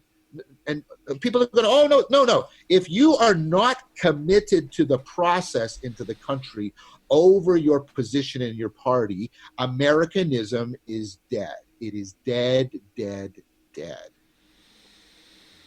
Oh, John, it's very, very powerful. There's something we can presence here that brings this to life in a way that's even, in some sense, more horrifying, which is that, you know, I follow English politics quite a lot, particularly in this Brexit period, watching Parliament and what have you. And what seems to be one of the key markers of a successful politician in this combative sense, not in this deep sense, my God, not in this deep sense, is the capacity to perform as if you were extending the hand, but you're not extending the hand. You're deeply insinuating that the other side is not to be parlayed with whatsoever. Yeah, and the level of articulation capacity that Boris Johnson and the what's his name? I know. Yeah, I can't remember. Yeah, he's extremely posh in his presentation, and wow, Jacob Rees-Mogg, and his capacity to deliver communication in such a flowing way. He evokes the sense of the gentleman in an incredible degree, and it has me buying into it when he speaks an awful lot. And then there's part of me that it's like, if that is really functioning by way of, there's just, you know, through the little sly lines of the communists on the other side, or just a certain kind of derision to the energy, like it's not extending the hand to what is virtuous, like where the virtue is coming from. sometimes when we are outraged, it may be the case that much of what we're saying turns to noise quite quickly, but the very motivation to be presenting something we care about in that performative way, we are being vulnerable with that has to be spoken to and heard, right? It has to be heard and appreciated. And there's a sense in which just how good at acting as though we are building bridges, but fundamentally not building bridges, is a core danger. It's the performance of authenticity in that deep sense, rather than a true offering the pretense. up. Yes, the pretense. Yeah. I've tried to think about that very deeply in a way that would call me to my own personal response. What are the markers that I'm actually entering into dialogue as opposed to ersatz or pretense? I've tried to look for the degree to which I'm open to an insight from the other. I'm open to acknowledging a good criticism by the other. I'm open to dialoguing with people who, and I do this, who have ontological religious commitments other than mine, and trying to, let me give you a clear example. Jonathan Pajot, who I deeply respect, very much a committed Christian, Eastern Orthodoxy. He made a criticism. John's talking about all of these ecologies of practice, but what he tends to talk about is very individualistic, and he's leaving out, what was in the ecclesia, the gathering together, the collective. And I thought that's right. I took that criticism, and let's remember what this used to mean. I took that criticism to heart. That's one of the things that motivated me to take a look at circling, to get involved in these collective psychotechnologies, precisely because, I took Jonathan's criticism seriously. It was like, that's a very, very good point. I take Paul's criticism about, when I'm talking about the religion that's not a religion, about the issues of scalability and, what do you do that's going to do, how is it going to match up to something like what tradition gave us? So there, we have to remember, and this goes along with serious play. Between accepting and rejecting, there is the important liminal transformative place of taking seriously. Taking seriously. It doesn't mean, oh, I agree, you're right, or no, you're wrong, let's fight about it. It's like, I'm going to take it seriously, and I'm going to try and see what insight is in there, open myself up, try as much as I can to self-correction. Doesn't mean that I'm going to sort of just give ground, because then that's also not of service to the person that I'm in dialogue with, right? But this idea, and this is why I'm doing all this work with Leo Ferraro on plausibility as opposed to certainty, because certainty is about coming to conclusions, which are very rare to actually to get to. Whereas plausibility, which is so important to the practice of science, is, having a sense of, we should take this seriously. We should take this seriously, which that doesn't mean the scientist says that's the truth, I've concluded. But the scientist says, no, we should take this seriously. A deep part of serious play is, what things do you do? What habits, like to use Aristotle, what virtues do you cultivate so that you regularly and reliably show up and take seriously what the other person is saying, right? And so that and then you can also, encourage them and encourage them to take you seriously as well. Oh, well, John, you embody this and show up with that with that disposition in such a beautiful way, and I'm deeply appreciative of it, both personally and also as someone who cares about how we are making the world together, all of us, and the moment at the moment. I really appreciate how you're showing up. And look, I feel as though bringing this dialogue to a closure now is right. Yeah, appropriate. Yeah, yeah. it's good. And so thank you so much. I look forward to further dialogues in the future. Yeah. Well, you can tell how excited I was when I saw you showing up in that Yeah. I'm happy to see you, and I'm happy to interact with you. I thank you too. Um, I think you bring a tremendous depth and flexibility and finesse to how you show up and how you engage and how you participate in these dialogues. And you also are so articulate. I would really love to see you talk with Christopher Mastropietro, my dear friend, because his innate capacity, or well, it's both innate and I think highly trained, his innate capacity for lyrical expression and insightful articulation, I think the two of you would just vibrate off against each other in just a powerful and profound way. So I encourage you to speak with him. But I think what you bring to this makes it deeply enjoyable, in that not so much pleasure, but I experience deep joy in this time we've shared together. So thank you very, very much for it. I really appreciate it.